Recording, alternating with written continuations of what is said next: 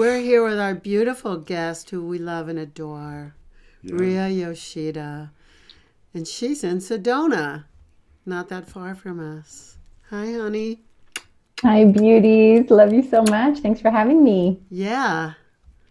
We just had you visiting us physically last week. And I was going to tell you that you made it just under the wire because it rained here and everything. So, like last week was perfect, and this week is like very rainy. I wondered if it snowed there. Did it snow in Sedona? No, it was a little rainy yesterday, but Okay. just gorgeous fall weather. Beautiful, beautiful, So beautiful. much gratitude. It's gorgeous. Yeah. So we're going to talk about the subject, should I stay or should I go? So we've been talking about people under the influence of the holidays, which I call holidays, D-A-Z-E, that they're dazed during the holidays, and how relationships get pressurized during this time, and that sometimes people end their relationships. Yeah, it's really sad. Yeah, but Yeah. but how do I mean? So the question is, like, really, and you've been doing this for a while, you know, coaching relationships. How do people start to know that something's coming to an end or that they should reinvest? Do you have any real wisdom on that? Yes. So Good. it's Good, my yeah. favorite subject. Well, first of all, and thank you, because we're going to dive into that. But Laurie, she's our family. Will you tell us a little bit about Ria Yes, and how yes, you yes. know her? Okay. And all those things. I'm going to work out a bug real quick. So I'm going to step out of. So Ria and I met in New Jersey, of all places. We're both New Yorkers, and we met in an ISTA, International School of Temple Arts, training week. I don't know. Seems like 4 years ago. It has to be 4 years ago because it was the week that somebody was elected. So Right. we were together in the person whose name isn't even worth mentioning. We were together in a training that week in the state of New Jersey, and that's where I met you. But I heard about you before that, like your reputation of being really open, being somebody wanting to hold space for sacred sexuality in New York City, Brooklyn. And we just fell in love with each other that week. And now it's 4 years later, and you are a full facilitator for ISTA at this point. And so our connection just continues to deep,en That's right. But there's more to you. That I mean, I feel like there's studies that you've done. You go very deep in studying things. Yeah. Yes. And so maybe you could tell us a little bit about that, because I don't have your resume in front of us. I just know how I love you, and I know how talented you are. Thank you. Such an honor. Yay. We definitely fell in love. That Yeah. East Coast, humor and energy, and it's just a no BS, get straight to the point while still being extraordinarily loving, right? Yes. And that it's not mutually exclusive, which has No. a lot to do with it. Especially in couples, in relationships, it's complex and complicated. It And really is. if anyone ever said to you, hey, do you want to buy stocks or shares that's a 50% chance of being really successful, you'll get your money back, but a 50% chance of failure, you'll just lose your money. Like, most people probably wouldn't invest in those stocks. Mm-mm. And yet we have this fantasy that, getting into a long-term committed relationship, there's this fantasy that it's going to resolve and solve all of our parts of us that are missing, that are upset, that we struggle with, that there's this fantasy of living happily ever after without any effort. Yeah, or with not even knowing how, with no lessons on how to keep it together.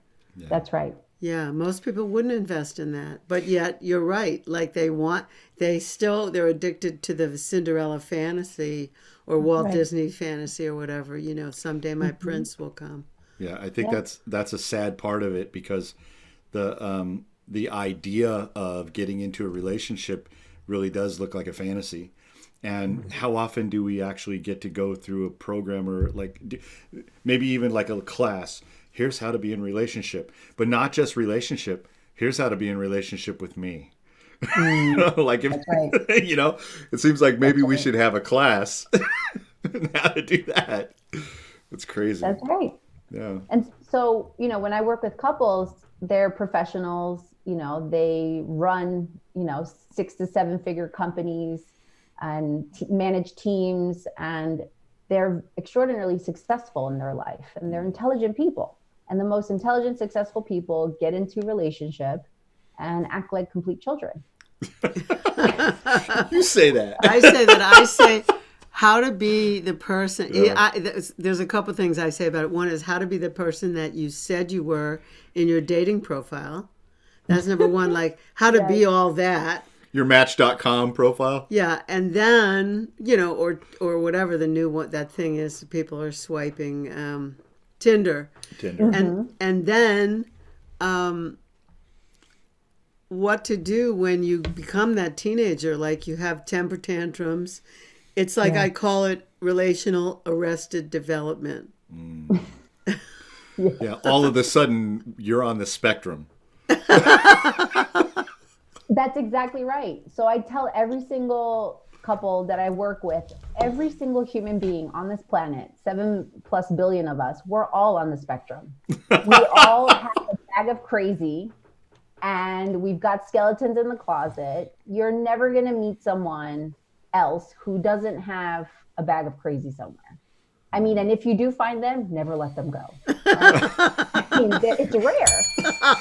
Do they have your brand of crazy? Is that what you're saying?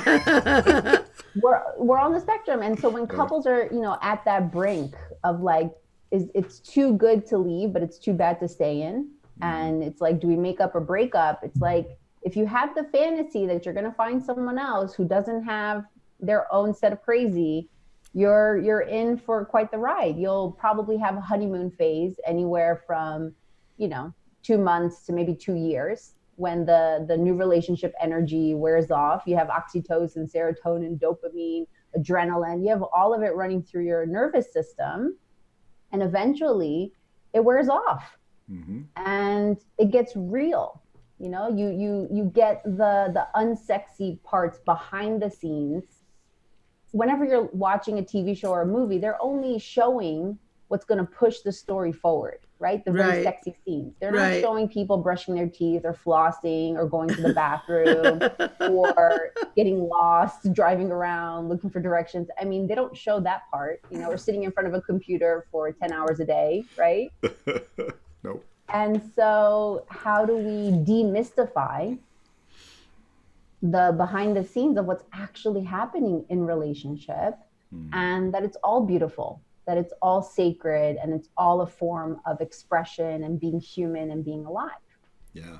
And the drama, the dyadic drama that happens between two people in love, it's like, how do you minimize the drama and keep that drama in movies, or keep the drama in a book? I love that. TV show, or keep the drama contained passionately in bed, with a clear beginning and a clear end. And you can maybe be a little kinky or role play. You can have, people want drama. We want to feel alive. We want to feel moved. We want to feel emotions. Beautiful. There's healthy drama, and then there's unhealthy drama. Yeah. Really, That's really such good. a good distinction, because I think a lot of times we don't really understand what that drama is producing in our systems. Like you said, there's oxytocin, and then there are ways that you can move yourself out of a cortisol, experience into an oxytocin experience. And it's knowing that. It's like, oh shit, I'm feeling cortisol. I'm not liking this at all. And then determining what that is. Not just that, oh, she's just, I don't like to be around her anymore or whatever. That's an important part of the process, for sure. I think it's, I think it's also, I'm just going to say, I think it's also self-talk. For example, like Michael lets me intervene with him. I ask her to. I'll say, but in the beginning, we used to be driving, and I would say to him, cortisol, and he would be like, and I would go, cortisol, like it's not good for you. And I'm cussing out the guy in the next car. And I would go, I would just say the word cortisol, and he didn't like that very much. And now he does like it when I say it because he trusts me. But then I know there are times when I'll give him feedback and he'll take it and in his own head, he'll make it mean he can't get anything right. Now, when I know he's saying, is that okay that I said that? Yeah, of course. Okay. When I know he's saying that, like he says it on loudspeaker, then I can intervene with that and go, I didn't mean that and I didn't say that. You're making it mean that. Like I can landmark him.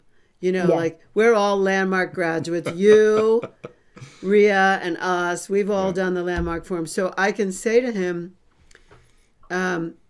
you're making it mean that. Yes. But if he doesn't say it out loud, I don't know what he's reacting to.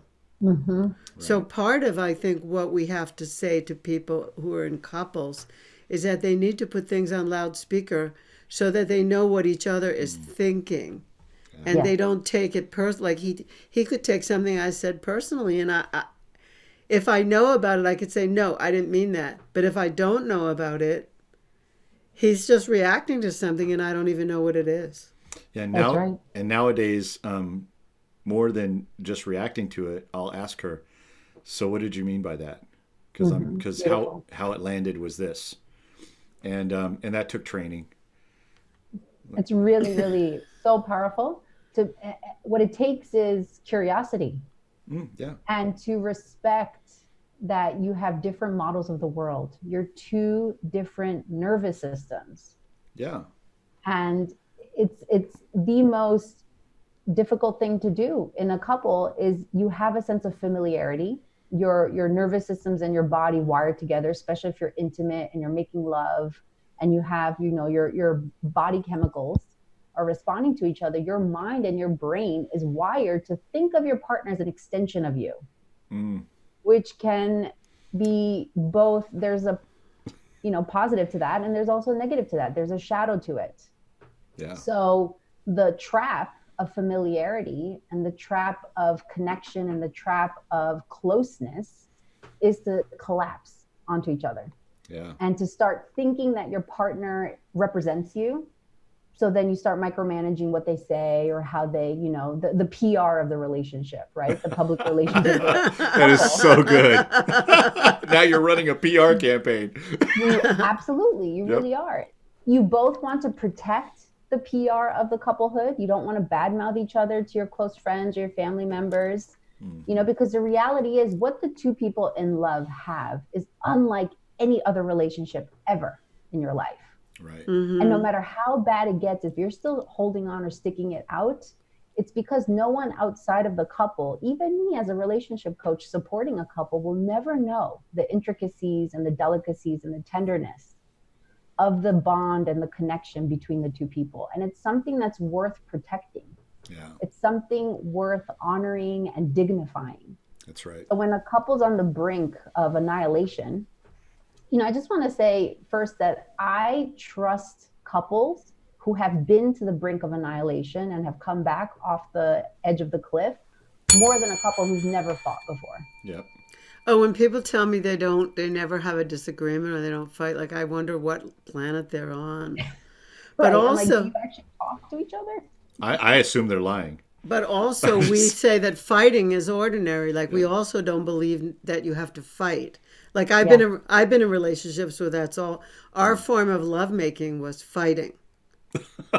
And he doesn't know that about me, but I was in a relationship where, one of my we were talking about extended family before, and my friend Michelle used to go, why don't you two just go up to the bed? We would finish doing a workshop and we would start fighting. And Michelle would say, why don't you two just take this upstairs and start fucking?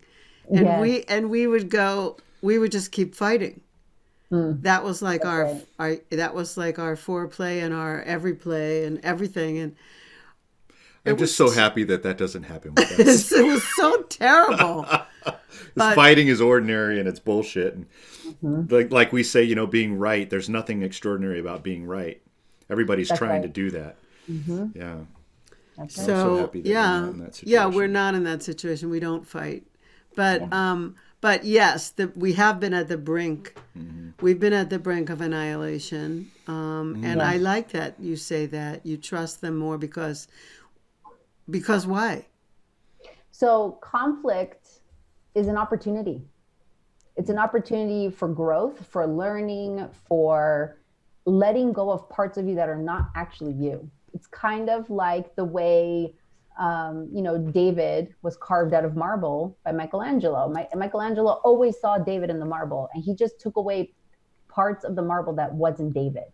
Right. And that's what happens in fighting with couples is your partner can see your blind spots better than anyone else can. It's the mirror. And exactly. So it's exactly what you both said just earlier is the trust. You deepen the trust, and it's about, suspending disbelief and to trust your partner's input, to trust your partner's worldview, perspective, to be curious about it, to hear it, to get the feedback. And sure, maybe your partner doesn't have such a great bedside manner. Maybe they can be a little softer or kinder in their delivery. And how's your listening? What are you really listening for? And absolutely, Laurie, the internal talk. What's going on there? Yeah. And the only way you can interact with that is if the person tells you. I just had the thought that you thought that I can't do anything right. Well, I never had that thought. Whose thought is that? And then I have this other thing, Ria, which is I think that most of the thoughts that we have aren't even ours. Like most of the thoughts we have came from somewhere like our parents or our grandparents that came in the umbilical cord down through the generations. Some fears, some prejudices, some insecurities that just happen. I think women have their own brand, and I think men have their other brand, and a lot of them came from what you call the evolutionary, the evolutionary channels. Like women have been at risk, so women are afraid and they don't trust. It's embedded in our DNA for survival purposes. Yeah. Right. So I think there's a lot of that. I mean, I say to people sometimes, like, who gave you that conversation? Where did that come from? Right. You inherited that. That's not even yours. It's boring. Like, let it go. Right. But literally, people have to trust me, or people have to trust you, or people have to trust us to coach them. And sometimes they do, and sometimes they don't. Yeah, being coachable is a skill. And so let's put it in a context that's probably really relatable, which is professional setting, right? When you go into the professional world, I mean, if your client, boss, supervisor, manager, coworkers, colleague, if they say something to you that's sharp and pointy, you breathe, you take a moment, hopefully if you're really professional, you'll pause before clicking that send button. and you'll think about it. You'll reread your email because that lasts forever, and you want to maintain a professional air in your work setting. So that takes effort. That's exhausting. You're putting in effort to really be calculating, to think things through. How am I going to interact with different people? There's all different kinds of personalities. There's all different models of the world that are so different, and you're in a professional setting.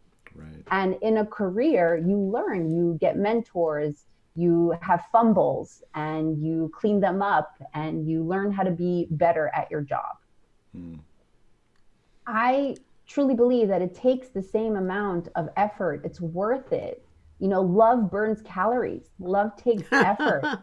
It's going to contract and expand your muscles to go into action in the relationship. So if you have a professional air, why not carry a paradise air between the couplehood?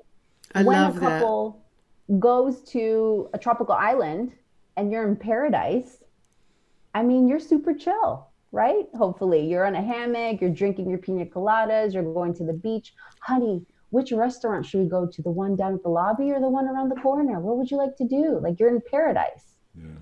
you bring that into the couplehood. So it's about watching out for the traps of familiarity and collapsing onto each other. Yeah. I love that. So agree. I really love that. And I think I want to go back to this analogy you're making about professionalism also. I feel like it's important to have meetings and set time or set dates in the relationship. People say, oh, well, if we set a date, it's not going to be spontaneous. And I go, shut up. If you're in business, See the way we date. Like if you are in business, you'll make it your business to have a meeting with somebody because your business is important. Well, I make it my business to have a meeting with my partner because the business of our relating is important. And if we have something we need to work out, then we'll work it out. But a lot of times people walk around with a grudge and they don't even say, I need to have a time. I need to have a time and space with you where we could talk something out. Yeah. That's such a good example. We just had, so we have our chat's live right now. And I want to say two things. One, thank you, Gaming Guide 100, for following. We have a new follower. And, nice. And Hi. also, Nan said Bobby just walked in and he said that couples break up after they go to couples therapy because they didn't like each other in the first place. That's Bobby. Bobby, you know what? I know that you know something about that. And I know that it's taken something for you to stay together all these years, Sometimes I think that they go to couples therapy when it's already too late. Like they waited too long, and then they go into couples therapy, and in couples therapy they say they hate each other to the therapist, and the therapist just helps them separate. Gives them permission. And then you're an attorney, so I don't know how many. I don't think you specialize in divorce law, but maybe you've seen a few of those also. Here's a question I have for you. I mean, how do you know when it's time to make up or break up? I mean, this all of the stuff that we've been talking about. Yeah, what's the measure? It's really good, but during this time, the holidays. And during all the stressors and everything, could it be, how do you know it's not just the holidays, like it's that time of year, so the stress is even more? Or if it's really there's a problem in paradise and something else needs to be done, how do you know? Yes. So my number one guideline and invitation for couples is to never, ever separate or break up from a place of anger, from a place of upset, from a place of emotional turmoil, from a place of baggage. Wow. Right? So whenever there's baggage is like past hurts, the history, past breakups, past heartbreak, parent stuff, whatever issues you might have with your parents that come up in your relationship, because they will come up. Oh, and yeah. it could be energetic, it could be physical baggage, it could be emotional baggage. So we're all going to kind of call it baggage. Yeah. You get what that is. Can I insert here? In the relationship that I was talking about where we used to fight all the time, it wasn't just him and me fighting. It was his mother and father fighting and my mother and father fighting, and then our parents fighting with each other. Like there were these alternate personalities that were battling to the death. Yes. Wow. Yeah. That's just total madness. I know. So anyway, I hope there's nobody in the chat right now that's having that experience. I didn't mean to sidetrack you, Ria, but I just wanted to. Perfect. I wanted to insert. Sometimes there's 4 people in the relationship or 6 people in the relationship, like That's right. who are fighting it out. That's a great tip, though. Really, don't ever separate while angry. And the reason is because whenever you leave a relationship, broken and messy, you're just going to bring that into your next relationship. I promise you, after the honeymoon phase, that stuff is going to come up that you did not deal with.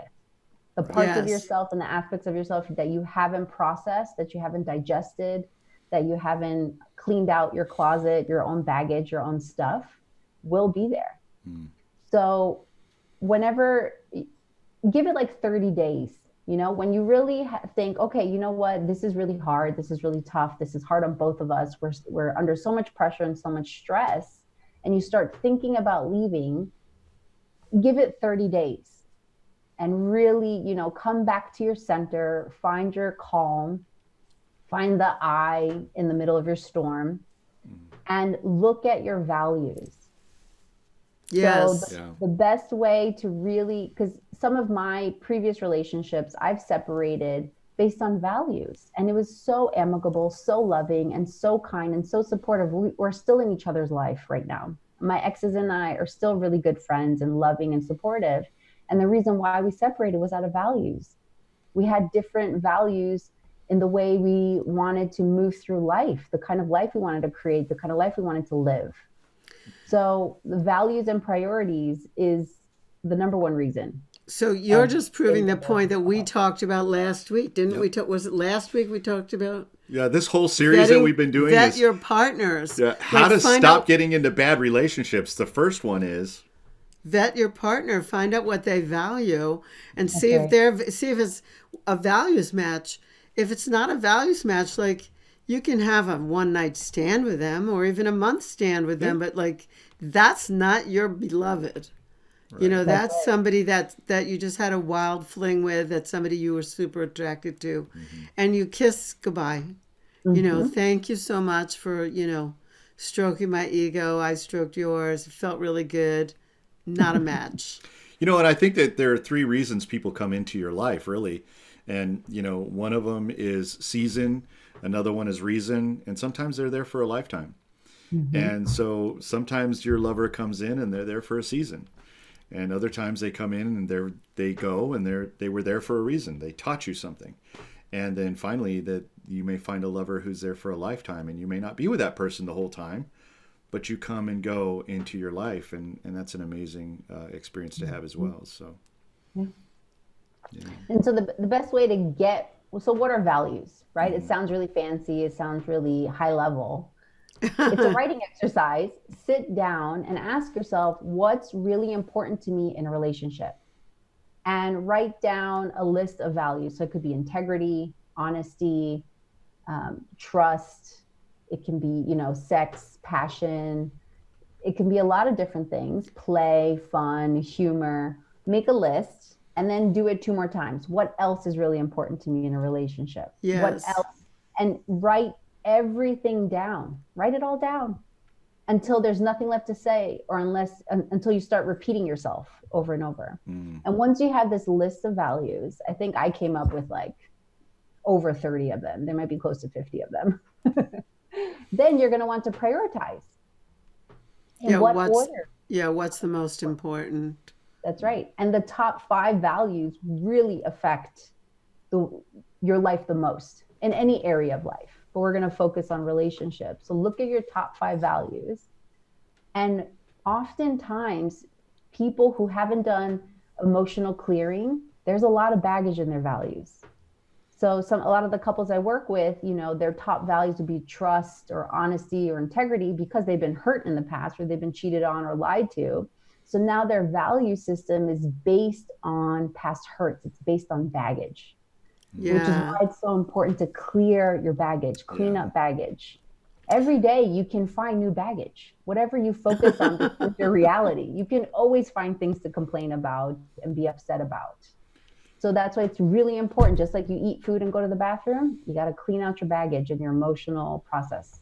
Yes, you're absolutely preaching to the choir here. I was going to say, when they're individuals, they need to come to ISTA because if they come to ISTA, they'll work out their emotional relationship with self, their emotional relationship with the personality. And then it's easier to relate to somebody without all that stuff, you know, like having worked through some of that stuff. Sometimes people have to come to ISTA 5 times. Yes. But, you know, and sometimes that's the work that needs to happen first. So then you know that you're not valuing, your values aren't coming from brokenness. Your values aren't coming from baggage place or hurt or broken place, but they're actually really what you value. And I also say that your interests don't matter. Like it matters if you both like to swim, and it matters if you both like to play tennis, and it matters if you both like to travel, but it doesn't matter as much as what you're talking about, your top 5 values. right. That's right. Yes. Top 5 values are not interests. Correct. That's right. Yeah. And, you know, if one person of the couple really likes to ski, The other one can go drink hot chocolate by the fireplace at the cabin downstairs at the bottom of the hill and say, go have fun, honey. I'll meet you here when you're done. So what happens with that if she feels like, oh, he doesn't want to be with me, right? Or Yeah, that's a story. That's a story. That's baggage. But that happens. Like that happens so Absolutely. often, and it's like, no, my value is that I need alone. Like I need solitary time. That's a value of mine, and I communicated that clearly to Laurie in the very beginning. And so I'm the guy who would really much rather sit in front of the fire with a hot chocolate and a book. Beautiful. So, and she would love to get on the, ski slopes and do that. Now I'll go and do that. But if I had a choice and I could only pick one, I might be the one sitting down by the fire. But what happens when he or she says, oh, you just don't want to spend time with me? Like that's more fun to you than I am. Oh, that's trouble. Yeah. What if you just said, okay, honey, and you just witnessed their feelings? Yeah. You don't have to do anything about it. If you feel sad that you want to spend time with me right now and I don't want to spend time with you right now, I'm busy doing something else, or you're busy doing something else and I want to spend time with my partner, and be sad about it. That's okay. Have enough space in your relationship where one person's upset feelings of feeling disconnected or sad doesn't affect the other. It's like, I hear you. I see it. You're sad, and you mirror and you really get, okay, you're feeling tender right now. It's like, well, do you have a request from me? I acknowledge, and that makes a lot of sense that you're sad right now. It makes sense that you want to spend time with me and I'm busy, and I totally hear you and I got it. I love you, and I'll see you in 2 hours. Beautiful. So I wanted to ask you, when we were talking about this, what you feel about the love languages, the 5 love languages.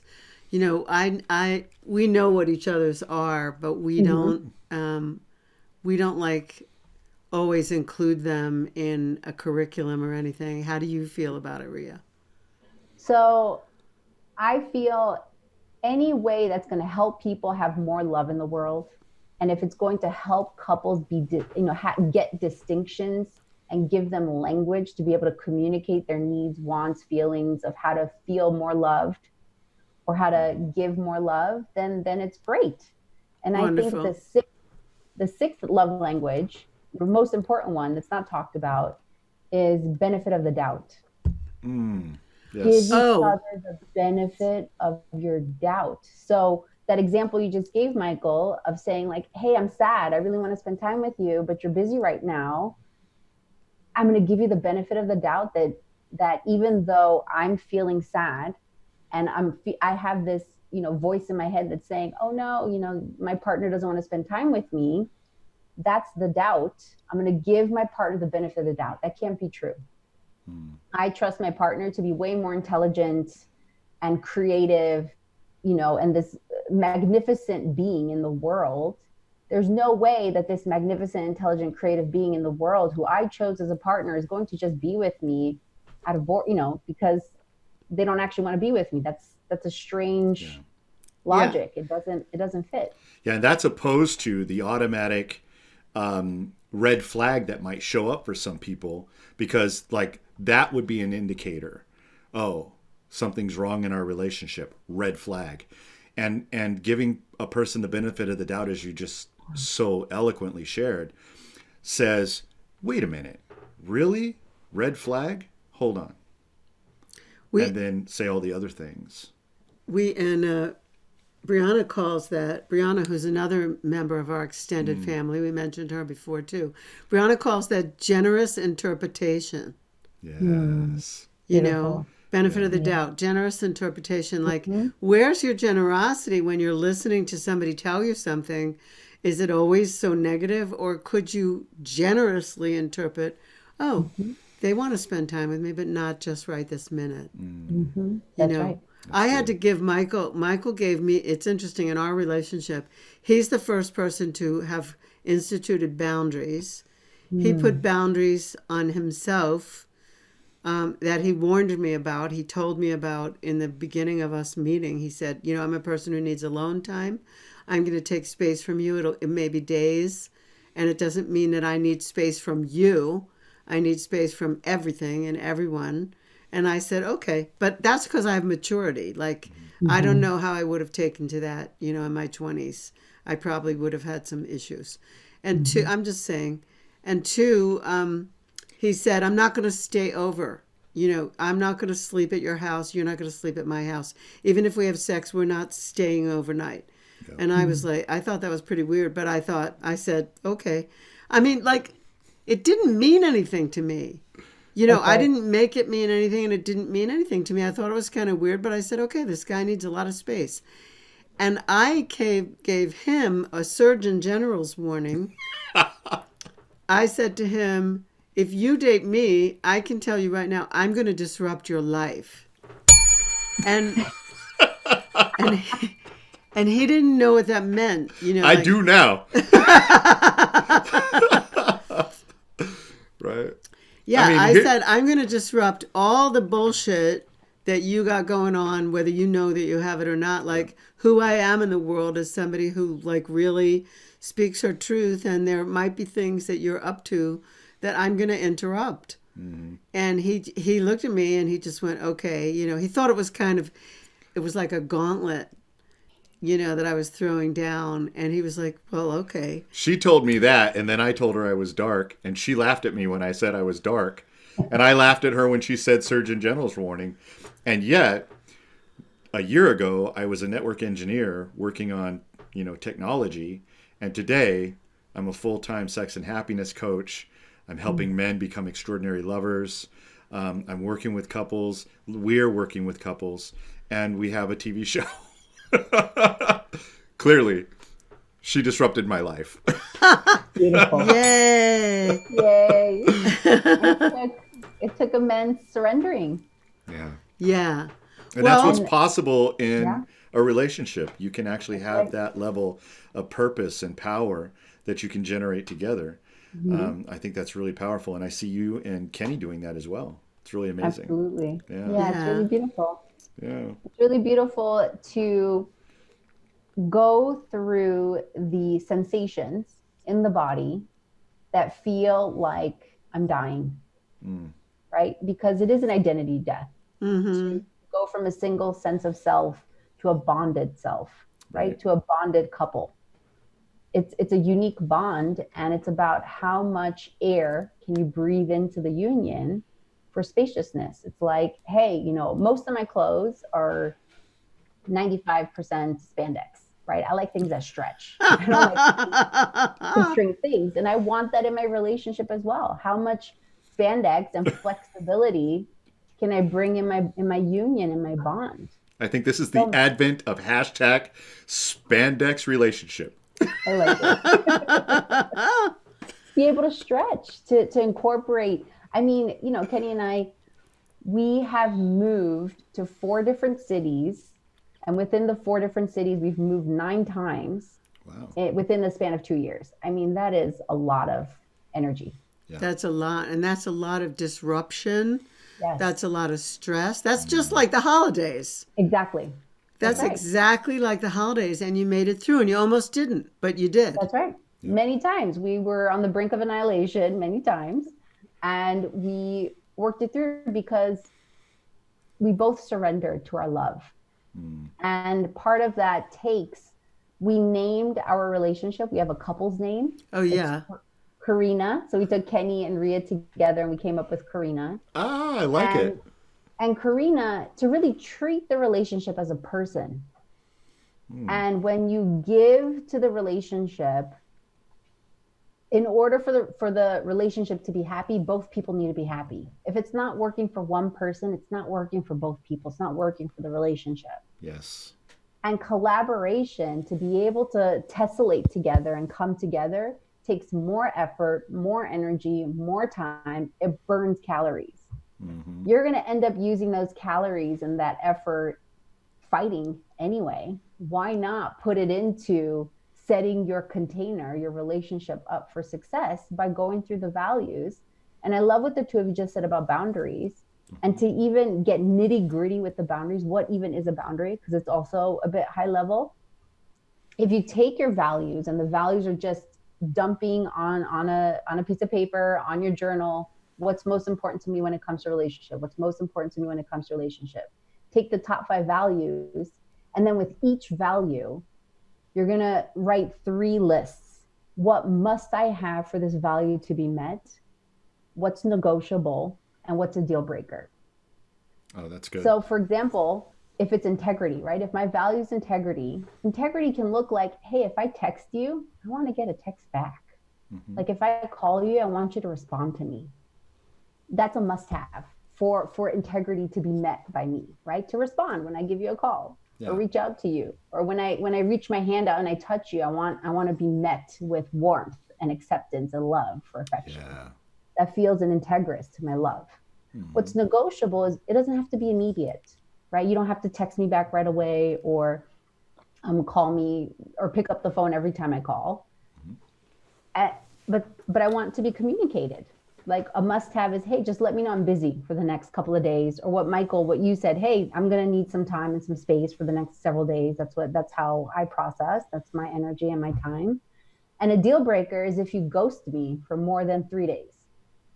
Right? If I really just don't know where you are, then that might be a deal breaker for me. Or maybe it's 7 days. Maybe it's 10 days, right? Or maybe that's not a deal breaker for me, but it's about, even if 2 people have the same value, the way the value gets expressed is totally different.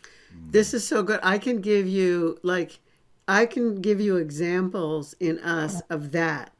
Yes. Like we met, and then I went away to Costa Rica to do an ISTA in Costa Rica. Mm-hmm. And I texted him on WhatsApp from Costa Rica, and I said, I wish you were here. And I sent him a picture of my room, and then I sent him a picture of the outdoors and, whatever they have there, parrots and everything. And he said back to me, I need to let you know that I like how you tell this part, but the truth is I said, thank you so much for doing that. Oh, he interrupted me to tell the truth. I'm sorry, because this is really... Because I could exaggerate. It's not an exaggeration. I said, thank you so much for that, because I need, if you want to be in my awareness, you need to keep yourself in my awareness, because I won't always be thinking of you. Mm-hmm. And so he gave me a tip on how to relate to him. He said, you need to keep yourself in my awareness. This is new, and I won't be thinking about you. I'm like distracted by what I'm doing. Yes. And you're away. You're in Costa Rica. And so every few days I sent him something, and then he always sent something back. Yeah. It was really nice, because she was out of country. When we met, I didn't know who Laurie was. And then when we started dating, I discovered who Laurie was. She was traveling the world. She was teaching and training and helping people. And when she went away to Costa Rica, I wasn't really clear. We were dating. We had an understanding. But then she was thinking of me, and so when she sent that to me, that really helped. It helped her. It helped me keep her in the forefront. I think men tend to forget that they're in relationships. Like, they leave the house, they go to the office, they start working, the secretary or the person comes in, hey, you got a call. Yeah. Oh, yeah? Who is it? Your wife. Wife? Oh, that's right. I have a wife. I have children. We're so embedded in what we're doing. Sometimes we just need to be reminded. And that's great. So like, it's like the people are always telling on themselves, right? Your partner is always telling on themselves. They're always communicating to you what they want and what they need. It's listening for it, looking for it, and then giving them what they want. I mean, it's just like marketing, only it's it's relating. PR. And and I told him pretty early on. He used to sometimes be late or cancel with me, and I said, in terms of integrity and my values, you need to come on time for me. I don't tolerate lateness. And he shaped right up. He just said to me, I care enough about you. I don't want to stop seeing you, or you to stop seeing me because you have an issue with me that I'm late. I'm going to come on time. And ever since then, he's on time. And he doesn't cancel. Now that goes back to what you were talking about, especially like around integrity. So here's what I need in order for this to be. here's what I'm willing to negotiate, and then here's a deal breaker. I'm not Deal willing, breakers. yeah. Yes. I'm not willing to tolerate this. And So she put that in place also. I did. I said, there's occasionally you can cancel. I'll understand you have a headache or whatever. But if you don't keep your word and come on time to our dates, I'm going to start devaluing you. I'm just letting you know that. And I said I do that with people. One time, okay. 2 times, third time, you're not important to me. You know, because my time is super. I have a racket about time, so my time is super important. But I own that. So now, here's the thing. So so that's great at the beginning of the relating, but you're 5 years in now, and we're 6 years in. But let's just say couple X is 5 years in now, and they don't do any of that. How important is it to continue to do this, like kind of like as a tune-up to tune your relating up? Well, if they have a resentment, yeah, and they never talked about it, later somebody's going to get a whammy. That's what Bobby was saying before. That's when they go to therapy and they go, I'm done with you, and the person didn't even know. That's okay. I didn't like you anyway. That's terrible. Yeah. Well, I mean, I appreciate you coming on and sharing with us, Ria. We love you. You're so amazing. You're and wise. Really, and the way that you are able to really bring this, home, like in such a relatable way, is so important. And your breath of fresh air. Thank you. Thank you. I think Such an honor to be here. Yeah. Love you guys. We love having you on the show. And the one thing that we want to leave people with, I think, is maybe just a tip that if you find yourself in a space where, you know what, this isn't working, this is not what I wanted, it's not what I signed up for, can you give us something to really look at that and then to make some conscious decisions? Beautiful. Yes, if you know when it's not working, and where's your standard, right? So if you look on a scale 1 to 10, let's say 10 is like physical violence and abuse. Like, I mean, it's terrible. Really it's bad, not. right? That's very clear. Addictions involved. There are certain things that are outside the scope of workable. Right. And then 1, I mean, or 0, it's like 0 conflict. You might have your differences and you learn how to tessellate together and how to work it out. Okay. So if your deal breaker is at a 9, then you're going to tolerate everything up until an 8. So how do you lower your tolerance for conflict and for fighting and for upsets and for out of integrity and for baggage? You have to lower your threshold. Yeah, your threshold. You have to lower your threshold for it. And you have higher standards, right? So workable or not workable is going to always be between the 2 people in the couple who gets to decide that. No one else is going to really be able to tell you. But once you are clear with it, then you work through your own fears that come around that. I'm in something that's not workable. Yeah. And you need to first be able to train your nervous system, your body, to be able to be flexible and pliable enough to withhold and withstand that shock and that fear, and really be able to move your own emotional body. You can learn those tools by doing an ISTA training, by working with Laurie and Michael, by working with myself. We teach this on how to really train your emotional body. Once you've got that down, then get your values super clear, crystal clear.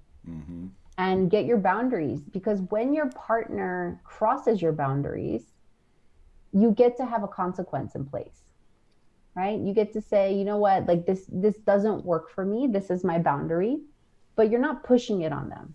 Right. You're not forcing it on them. You're not hitting their head over a 2x4 saying like, listen to me, this is how things get done. No, you're going to hold it, and you're going to hold yourself as a sovereign being in that. And when it's not workable, sometimes you need outside help. Yeah. The energy or what's getting worked out in the couple, in the relationship, can be really positive. A lot of learning, a lot of growth can come out of it. Without certain conflict, you wouldn't be able to have learned different things about each other. Right. Right. Yeah. You want to, it's not about fighting. It's not about not fighting, but it's about the art of fighting, the art of moving through conflict, the art and science of going through difficult times and tough times together. Yes. I totally agree. I think that's well said and well put. I think it's really important. And it's important sometimes to call in outside help. Yeah. Absolutely. And knowing Not that your friends. Not your friends. Well, unless your friends are you or us. Yes. And there's always going to be innately a bias in it. Yeah. You know, don't listen to your friends or to your family members. They're there for love and for supporting you. Don't go to them. Don't listen to them when it comes to your bond and your relationship. Right. Go to a professional who's not biased. That's really great. Hold that professional air, because it can collapse and get really complicated too quickly. And no matter how, from the outside world, no matter how abusive it might seem or look, it could be worth protecting and fighting for. If you both do your emotional work and you both clear the baggage and you're both committed to growth, protecting the love is important, especially if you have similar values and you want to live a certain life together. It could be worth saving. So don't listen to your friends, because then that's just, bad advice. That is beautiful. I love that. I'm giving you the bell for that. That's really, you put it in a really great way. Because I always say in the beginning, when you first meet a person, you should listen to your friends. Because your friends can see more objectively, like where you've been, where you're going, and like, hey, this person really loves you. This person is really good for you. So your friends are good in the beginning, but they're not trained professionals.